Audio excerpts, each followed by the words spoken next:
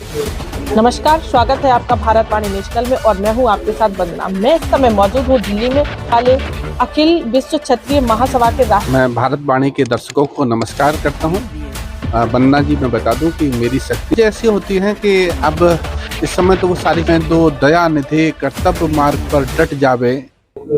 नमस्कार, स्वागत है आपका भारतवाणी नेशनल में और मैं हूं आपके साथ वंदना। मैं इस समय मौजूद हूं दिल्ली में और मेरे साथ इस समय मौजूद है चंबल क्षेत्र से आए हुए देश और प्रदेशों में अपना नाम कमाने वाले अखिल विश्व क्षत्रिय महासभा के राष्ट्रीय अध्यक्ष ठाकुर जोगिंदर सिंह भदौरिया जी। आइए इनसे बातचीत करते हैं, जानते हैं कि एक छोटे से गांव से आकर देश और विदेशों में अपना डंका बजाने में इनका सफर कैसा रहा। तो आइए इनसे बातचीत करते हैं और जानने की कोशिश करते हैं। सर, सबसे पहले तो आपका भारतवाणी पर बहुत बहुत स्वागत है। धन्यवाद आपको। और सर, मैं जानना चाहूंगी कि आप जनपद इटावा के चंबल क्षेत्र के एक छोटे से गांव से आकर और आपने प्रदेश ही नहीं देश और अब तो आपका विदेशों में भी काफी डंका बज रहा है, तो उसमें ये सफर, हाँ, इटावा से यहाँ तक का सफर कैसा रहा और कैसे क्या किया?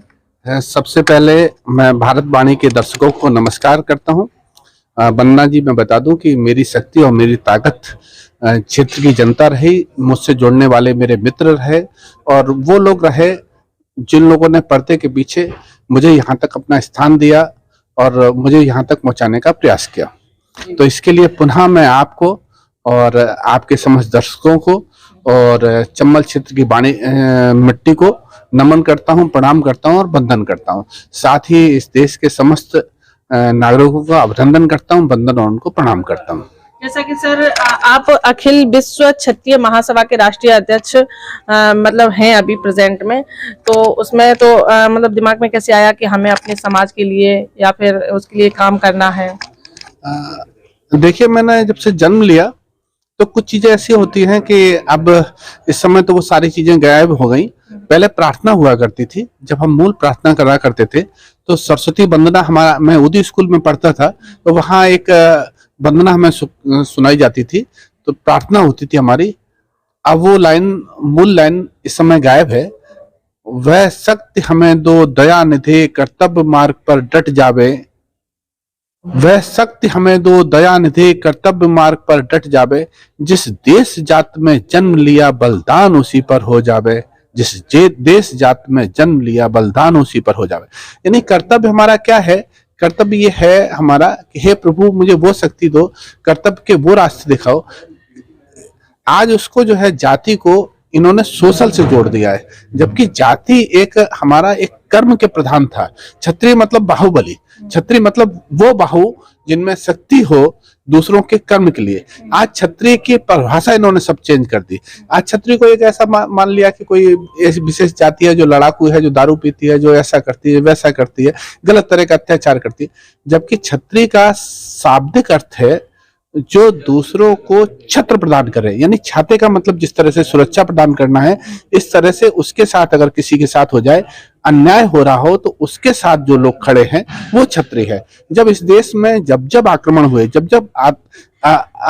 उस समय के, वर्तमान के जिनको आज हम आतंकवादी कहते हैं, उस समय के आतंकी जब भारत पर आए तो उनकी लड़ाई लड़ने के लिए जो लोग थे वो क्षत्रिय थे। तो क्षत्रिय का मूल स्वरूप जो है, क्षत्रिय का मूल स्वरूप आज समाप्त कर दिया गया। क्षत्रिय का मूल स्वरूप है कि अन्याय होने वाले लोगों के साथ खड़ा होने वाला, लड़ाई लड़ने वाला व्यक्ति क्षत्रिय है। जैसा कि सर, आपकी ये जो संगठन है उसका नाम है अखिल विश्व क्षत्रिय महासभा, तो मैं दर्शकों को बताना, मतलब आप एक जानकारी के तौर पे यही पूछना चाहूंगी कि इसमें सिर्फ आप क्षत्रियों के हित की बात करते हैं या अन्य जातियां जो भी जरूरतमंद होते हैं?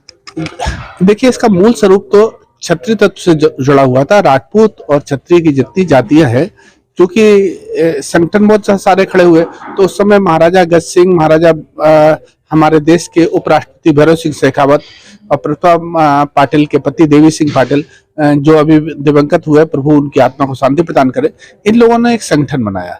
और संगठन में, उसमें देश में चूंकि आरक्षण की व्यवस्था अन्य जातियों को तो थी, लेकिन क्षत्रिय राजपूतों का कुछ भी नहीं हो रहा था, तो इन्होंने उनके उत्थान के लिए, कि अब सरकार तो उनका कुछ करती नहीं है, तो ऐसे गरीब लोग, गरीब में लोगों का किसी जाति में पैदा होना एक अभिशाप तो नहीं है, वो तो अब देश काल परिस्थितियां हैं।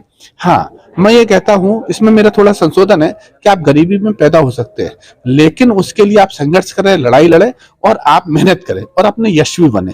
तो इसके लिए इन्होंने एक संगठन बनाया था कि जितने भी गरीब लोग हैं, उनकी हम किस प्रकार से, समाज के लोगों की किस प्रकार से मदद कर सके। शिक्षा के लिए हम लोगों ने अभी एक बहुत बड़ा किया हुआ है कि पूरे इस देश में कोई भी व्यक्ति यूपीएससी की तैयारी करता है, तो दिल्ली में हम उसके रहने की, खाने की, पीने की संपूर्ण व्यवस्था हमारा ये संगठन अखिल विश्व क्षत्रिय महासभा करता है। संगठन की आपकी मतलब पहली प्राथमिकता क्या रहती है? हमारी पहली प्राथमिकता संगठन की रहती है कि जो बच्चे शिक्षा से वंचित हो रहे हैं किसी कारणों से, आर्थिक कारणों से, तो हम लोग उनकी मदद करते हैं। कोई ऐसा परिवार जिनकी बिटिया और बच्चे शादी विवाह से परेशान हो रहे हैं या किसी दहेज के कारण नहीं है, तो हम उस पर काम करते हैं। इसी तरह से अगर किसी के साथ अन्याय हो रहा है, किसी भी रूप में हो रहा है, तो उसके लिए संगठन लड़ाई लड़ने के लिए तैयार रहता है। किसी प्रकार से स्वस्थ और अस्वस्थ है, कोई मजबूरी ऐसी है, उसके लिए संगठन जो है अपनी ताकत से जितना भी धन उपार्जन हो सकता है, धन से उसकी मदद हो सकती है, आर्थिक मदद हो सकती है, शारीरिक मदद होती है, ये संगठन उसमें काम करने का प्रयास करता है। तो आपके नेतृत्व में संगठन की क्या आगे की क्या रणनीतियां रहने वाली हैं समाज के हित में? इस संगठन को हमने पूरे, चूंकि जितने संगठन थे वो सब स्टेट में रहे या अपने देश में स्थापित हुए, इससे हमने अखिल विश्व इसलिए किया कि जितने भी क्षत्रिय राजपूत संपूर्ण विश्व में फैले हुए हैं, उन लोगों से हमने ये प्रार्थना की कि देखिए आपने किसी तरह से नाम किया और आप यहाँ पहुंच गए, अब आपका उत्तरदायित्व होता है, आपका जन्म होता है, पिता का उत्तरदायित्व होता है कि वो अपने पुत्र को आगे बढ़ा दे।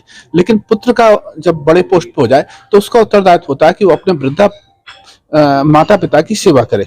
इसीलिए जो आप लोग जो है आज देश विदेश में आ गए हैं और आज समृद्धशाली हैं, तो आप कोशिश करें कि जो यहाँ के लोग हमारे इस देश में निवास कर रहे हैं, अगर वो लोग आर्थिक रूप से किसी तरह से, सबसे पहले तो क्षत्रिय राजपूत को लिए करें, फिर किसी भी जाति का हो, हम उन सबको अपना गले लगाने का काम अखिल विश्व क्षत्रिय महासभा करती है। हाँ, मतलब जैसे कि उसका नाम है कि अखिल विश्व क्षत्रिय महासभा, वही मैंने आपसे स्टार्टिंग में भी पूछा था कि इसमें क्या सजातीय लोगों की ही मदद होती है या फिर किसी भी जात के कोई भी हो जो जरूरतमंद होते हैं उनकी भी मदद करते हैं आप? हमने कहा हमारी प्राथमिकता रहता है कि स्वजाति बंधु की हम पहले करते हैं, इसके बाद हम किसी भी जाति का, किसी भी धर्म का हो, हम उसकी मदद करने के लिए ये संगठन सदैव तत्पर रहता है और तत्पर है, और हम इस तरह से हम ये अनूठी प्रयोग करते जा रहे हैं।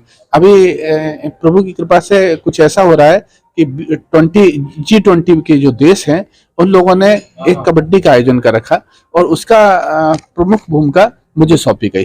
तो इसके लिए स्थान चयन करना है और हो सकता है कि हमारे निकाह में भी इंदौर था, लेकिन मुझे सौरभ जी से मिलकर के, और अभी महाराज सिंह भदौरिया इटावा के एक पत्रकार हैं, उन्होंने ऐसा कहा कि आप इटावा की जन्मभूमि में जन्म हुआ है तो इस आयोजन को इटावा में प्रयास करें।